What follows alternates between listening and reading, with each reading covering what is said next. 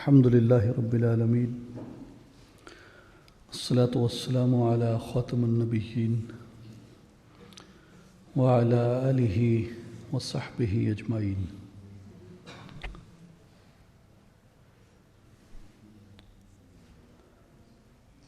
قابل احترام ساتھیوں، بھائیوں اور بزرگوں، السلام علیکم ورحمۃ اللہ وبرکاتہ.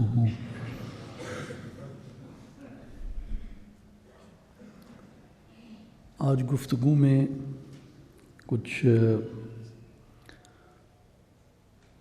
حضرت مولانا جلال الدین رومی رحمۃ اللہ علیہ کے لنگر سے کھاتے ہیں اور ان کی لذت سے چاشنی حاصل کرتے ہیں. حضرت مولانا جلال الدین رومی رحمۃ اللہ علیہ نے دفتر اول میں، اس کے تقریباً آغاز ہے، ایک مسئلہ بیان کیا، پھر اس کے بعد ایک کہانی لکھی اور پھر اس کہانی کے بعد انہوں نے اپنے مسئلے کے اوپر اپنے دلائل دیے.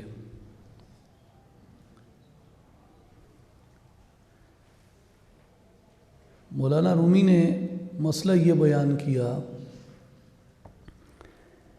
کہ بعض اللہ والے ایسا کام کرتے ہیں جو اہل دنیا کی سمجھ سے بالا تر ہوتا ہے، اور وہ دنیا والے اس کام کو اور اس امر کو دیکھ کے اس پہ اعتراض کرتے ہیں. مولانا رومی رحمۃ اللہ علیہ فرماتے ہیں کہ اس کی وجہ یہ ہوتی ہے اعتراض کی کہ وہ انہیں اپنے جیسا گمان کر رہے ہوتے ہیں، انہیں اپنے جیسا سمجھ رہے ہوتے ہیں. اس وجہ سے وہ ان کے امر پہ، ان کے کام پہ، ان کے فعل پہ اعتراض کرتے ہیں. تو مولانا نے اس پہ دلیل یہ دی کہ ایسا کرنا ہرگز مناسب نہیں ہے، اور انہوں نے حضرت خضر علیہ السلام کی مثال دی. آم پسر را کش خضر ببرید حلق سر آرا در نیابد عام خلق، کہ وہ جو سورہ کہف میں واقعہ ہے کہ حضرت خضر علیہ السلام نے بچے کو قتل کر دیا. اب بچے کو قتل کرنا کوئی اچھی بات نہیں تھی، لیکن اس مسئلے کی حقیقت عام لوگوں کی فہم اور سمجھ سے بالا تر ہے. اسی طرح فرماتے ہیں کہ گر خضر در بحر کشتی را شکست صد درستی در شکست خضر ہست، کہ حضرت خضر علیہ السلام نے کشتی کو پھاڑ دیا دریا میں، تو لوگوں کو تو اس بات کا معاملہ سمجھ نہیں آیا، وگرنہ حقیقت یہ تھی کہ کشتی پھاڑنے سے ہی وہ کشتی بچ گئی. اگر نہ پھاڑتے تو کشتی پہ بادشاہ قبضہ کر لیتا. تو مولانا اس طرح کی اور بھی کئی دلائل دیتے ہیں اور فرماتے ہیں کہ اس سے تو قیاس از خیش می گیری ولیک، جو تو اولیاء اللہ کے افعال پہ اور ان کے کاموں پہ اعتراض کرتا ہے، اس کی وجہ یہ ہے کہ تو انہیں اپنے جیسا سمجھتا ہے، حالانکہ حقیقت میں تم میں اور ان میں ہزار کوس کا فرق ہے. یہاں مولانا نے ایک حکایت بیان کی، وہ میں اپنے الفاظ میں اور اپنے انداز میں آپ کو سمجھاتا ہوں. مولانا فرماتے ہیں کہ ایک دکاندار کا طوطا تھا، اور دکاندار گھر گیا کھانا کھانے، تو دکان میں بلی آ گئی. بلی چوہے کے پیچھے بھاگ رہی تھی. اب بلی کو جب دیکھا طوطے نے، اگرچہ وہ چوہے کے پیچھے بھاگ رہی تھی لیکن طوطے کی اپنی جان پہ بن گئی، تو بلی اچھلی، طوطا بھی اچھلا اپنی جگہ سے، اور طوطا جا کے ٹکرایا تیل والی بوتلوں سے. تیل کی بوتلیں گر گئیں وہ سارا اس کا جو تیل تھا وہ ضائع ہو گیا، روغن تھا ضائع ہو گیا۔ جب دکاندار لوٹ کے آیا اس نے دیکھا کہ سارا تیل گرا ہوا ہے، اس نے طوطے کو پکڑ کے مسواک سے مارا اور ایسا اس کا سر پیٹا اس نے طوطے کا کہ طوطا گنجا ہو گیا، طوطا گنجا ہو گیا۔ اب وجہ کیا بنی طوطے کے گنجے ہونے کی؟ کیوں بھائی؟ تیل گرایا تھا نا، طوطے نے تیل گرایا تھا، تو تیل گرانے کی وجہ سے طوطا مار کھا بیٹھا اور گنجا ہو گیا۔ اب مولانا فرماتے ہیں کہ وہ طوطا باتیں بڑی خوبصورت کرتا تھا۔ ایسے ہوا کہ ایک حاجی جو تازہ تازہ حج کر کے آیا تھا، اب حاجی تازہ تازہ حج کر کے آئے تو کہاں سے پہچانا جاتا ہے؟ سر سے۔ حاجی حج کر کے آیا تھا اور اس دکان میں آ گیا۔ جیسے اس دکان میں آیا، طوطے نے کہا کہ لگتا ہے ایسی تیل ویٹ ہے۔ طوطے نے کیا کہا؟ لگتا ہے کہ بھائی اس نے بھی تیل گرایا ہے، کیونکہ تیل گرانے سے اس کو سزا ملی تھی، اور طوطے کو یہ لگا کہ جو بھی گنجا ہوتا ہے اس نے اصل میں کہیں نہ کہیں تیل گرایا ہوتا ہے۔ تو مولانا یہ فرماتے ہیں، یہ حکایت بیان کر کے، کہ اس نے جو اس کا اپنا فعل تھا، اس نے حاجی کے فعل کو بھی اپنے فعل پہ قیاس کیا کہ چونکہ میں گنجا ہوا تھا تیل گرانے کی وجہ سے، لہٰذا حاجی بھی گنجا ہوا ہے تیل گرانے کی وجہ سے۔ یہاں حضرت مولانا نے یہ فرمایا، شعر بڑا کمال کا، کہ کار پاکاں را قیاس از خود مگیر، گرچہ باشد در نوشتن شیر شیر۔ حضرت مولانا فرماتے ہیں کہ اس لیے بیٹا حاجی کا سر گنجا ہو تو طواف کعبہ کی وجہ سے ہوتا ہے، اور طوطے کا سر گنجا ہوا تیل گرانے کی وجہ سے، تو اس لیے طوطا اور حاجی دونوں کا گنج برابر نہیں ہے، اگرچہ دکھنے میں دونوں چیزیں ایک جیسی تھیں۔ تو فرمایا کار پاکاں را قیاس از خود مگیر، جو اہل اللہ کے کام ہیں ان کو اپنے کام کی مثل نہ سمجھ۔ اور مثال بیان کرنے کا مقصد یہ تھا کہ عام لوگوں کی مثال طوطے والی ہوتی ہے اور اللہ والوں کی مثال حاجی والی ہوتی ہے۔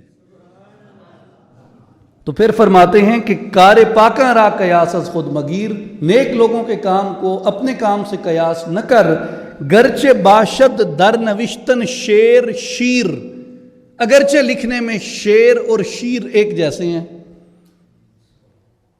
بھئی شیر کسے کہتے ہیں؟ یہ آگے مولانا نے وضاحت کی ہے۔ شیر آن باشد کہ مردم را درد، شیر آن باشد کہ مردورا خورد۔ شیر وہ ہوتا ہے جو لوگوں کو پھاڑ کھاتا ہے، اور شیر دودھ کو کہتے ہیں جس سے بندہ طاقت حاصل کرتا ہے۔ تو اب شیر اور شیر دونوں لکھنے میں کیسے ہیں؟ شیر کیسے لکھتے ہیں؟ شین یہ رے، شیر ہے نا، اور شیر کیسے لکھیں گے؟ شین یہ رے۔ تو لکھنے میں شیر اور شیر کی شکل ایک جیسی ہے، مگر شیر اور شیر میں 1000 کوس کا فاصلہ ہے، اس لیے شیر کو اور شیر کو ایک جیسا نہ سمجھو، شیر اور شیر کو ایک جیسا نہ سمجھو۔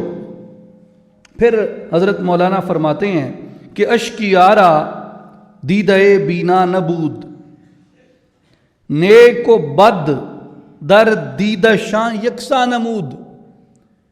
مگر مسئلہ یہ بنا کہ جو گمراہ لوگ تھے، گمراہ لوگوں کی بدبختی ان کے آڑے آئی اور ان کی آنکھیں نہیں تھیں، اس لیے انہوں نے اللہ والوں کے کام کو اور بدکاروں کے کام کو ایک جیسا سمجھنا شروع کر دیا۔ اس سے آگے مولانا فرماتے ہیں، ہم سری با انبیاء برداشتند، اولیارا ہم چو خود پنداشتند، لوگوں نے اپنے آپ کو کہنا شروع کر دیا کہ ہم بھی انبیاء کی طرح ہیں۔ اولیارا ہم چو خود پنداشتند، اور اولیاء کی ہم سری کا دعویٰ کیا اور یہ کہا کہ ہم بھی اولیاء کی طرح ہیں۔ اور دلیل کیا دی؟ لوگوں نے اپنی اس جہالت کی گفتہ این کہ ما بشر ایشاں بشر، لوگوں نے کہا کہ یہ بھی بشر ہیں، ہم بھی بشر ہیں۔ ماؤ ایشاں بستئی خوابیم خور، کہ ہم بھی سوتے ہیں، یہ بھی سوتے ہیں، ہم بھی کھاتے ہیں، یہ بھی کھاتے ہیں، تو یہ ہمارے جیسے ہی ہیں۔ اب نبی کو اپنا جیسا کہنے کی دلیل کیا دی؟ کہ ہم بھی سوتے ہیں، نبی بھی سوتا ہے، ہم بھی کھاتے ہیں، نبی بھی کھاتا ہے، ہم بھی خواب دیکھتے ہیں، نبی بھی خواب دیکھتا ہے، ہم بھی کلام کرتے ہیں، نبی بھی کلام کرتا ہے، ہمارے بھی ہاتھ اور پاؤں ایسے ہیں، نبی کے ہاتھ اور پاؤں بھی ایسے ہیں، ہم بھی اولاد آدم سے ہیں، انبیاء بھی اولاد آدم سے ہیں۔ تو لوگوں نے اپنے آپ کو انبیاء کی مثل کہنا شروع کر دیا، اور یہاں تک کہا لوگوں نے، آپ انتہا دیکھیں بے خبری کی، جہالت کی، یہاں تک کہا لوگوں نے کہ نبی کا احترام اتنا ہی ہے جتنا بڑے بھائی کا احترام ہے، ہم بھی مار کے مٹی ہو گئے، نبی بھی مار کے مٹی ہو گئے۔ اب یہ مولانا جلال الدین رومی کی میں بات کر رہا ہوں، یہ تو انبیاء کی بات ہے۔ مولانا جلال الدین رومی نے انبیاء کی ہم سری کرنے والوں کو تو لادین سمجھا، انبیاء کی برابری کرنے والوں کو تو ملحد سمجھا، انبیاء کی برابری کرنے والوں کو تو گمراہ سمجھا۔ مولانا جلال الدین رومی نے اولیاء اللہ کی ہم سری کرنے والوں کو بھی لادین اور گمراہ سمجھا، اور انہیں اشقیاء کہا۔ اور کیا کہا؟ این دانستند ایشاں از عما، ہست فرق درمیاں بے منتہا، کہ یہ لوگ جو ہیں یہ اپنے اندھے پن کی وجہ سے نہ سمجھ سکے کہ ان میں اور ان میں طویل فرق ہے، ان میں اور ان میں بڑا فرق ہے، گہرا فرق ہے۔ یہاں مولانا نے کچھ عقل کی مثالیں دی ہیں، بڑی خوبصورت ہیں۔ مولانا کہتے ہیں بھائی تم کہتے ہو کہ ہم بھی بشر ہیں، وہ بھی بشر ہیں، تو کہتے ہیں کہ تمہاری یہ دلیل بھی ان کی ہم سری کے دعوے کی دلیل نہیں بنتی۔ کیسے؟ فرمایا ہر دو گوں زنبور خرد از یک محل، لیک زین شد نیش و زان دیگر عسل۔ مولانا فرماتے ہیں کہ دو مکھیاں ہیں، دو بولیں، دو مکھیاں ہیں، عقل کی بات ہے، سادہ ہر ایک کو سمجھ آنے والی، دو مکھیاں ہیں، ایک ڈیمبو ہے تے دوئی ماکھی دی مکھی ہے۔ مولانا فرمایا کہ ہکے پھول تے باندھین دو ہیں، ہکے پھول تے باندھین دو ہیں، ایک نو پھول کھا کے تے منہ وچ ڈنگ بن ویندا ہے تے دوے نو پھول کھا کے منہ چوں شہد نکلدا ہے، ہن دوے مکھیاں۔ فرمایا ویکھن دیاں مکھیاں جنس بھی ملدی جلدی ہے، لیکن کیا ڈیمبو تے ماکھی دی مکھی برابر ہیں؟ تو ماکھی دی مکھی دا پھل تے شوق نال کھانے ہیں، کیا ڈیمبو دا پھل بھی شوق نال کھاسیں؟ اگر نہیں کھاندا تے وات من کہ تو انہاں دی ہم سری نہیں کر سکدا۔ اگوں مولانا مثال دے دن، ہر دو گوں آہو گیا خوردن دو آب، زین یکے سرگیں شدو زاں مشکناب۔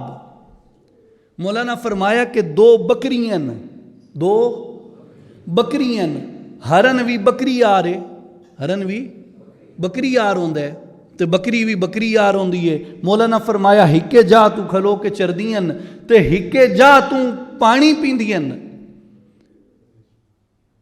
تے بکری مینگنا کریں دیئے، ہرنی چو کستوری نکل دیئے۔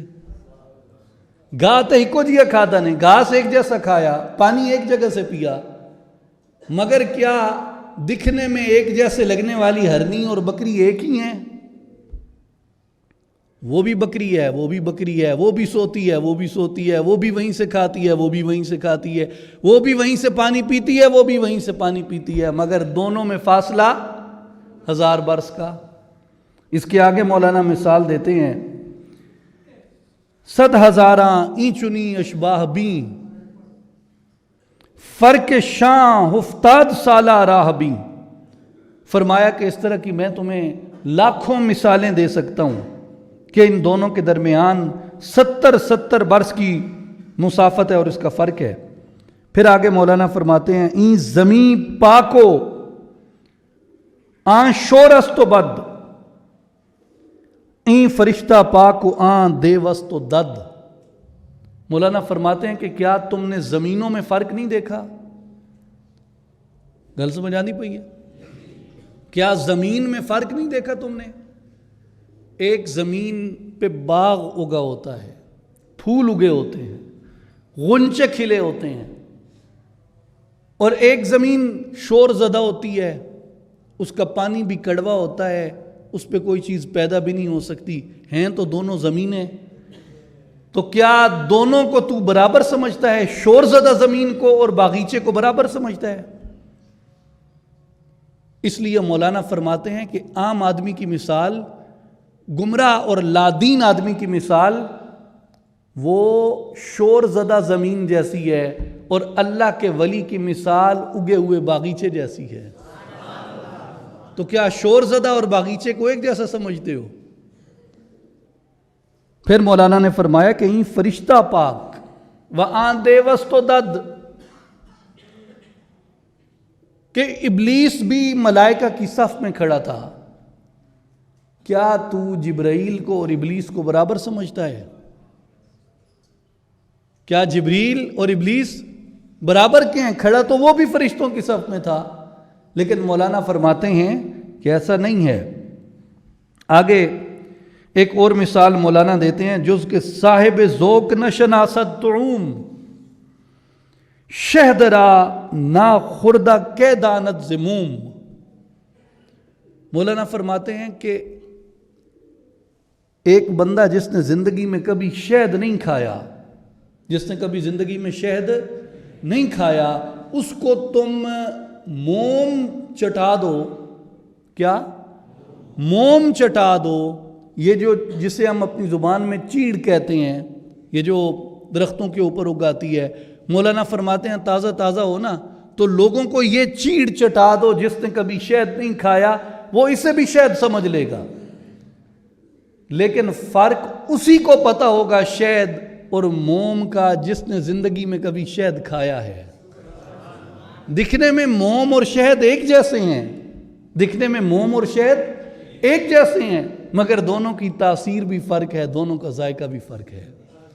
لیکن چونکہ مولانا فرماتے ہیں کہ تیری طبع سلیم نہیں ہے اور تو نے کبھی زندگی میں شہد چکھا ہی نہیں، اس لیے تو موم اور شہد کو ایک جیسا سمجھتا ہے۔